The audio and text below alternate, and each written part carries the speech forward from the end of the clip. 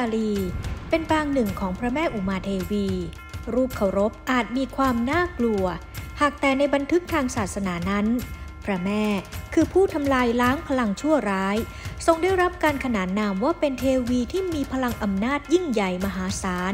คอยปราบสิ่งไม่ดี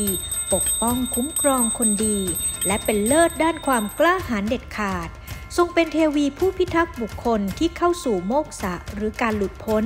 หากผู้บูชามีจิตศรัทธาอันแรงกล้าประพฤติดีทั้งกายวาจาและใจพระองค์จะทรงประทานพรให้อย่างเต็มที่ไม่ว่าจะขอพรมากเท่าไหร่ก็จะสำเร็จดังใจหวังทุกประการโอมศรีมหาชัยยกาลีเทวีมาตานมัส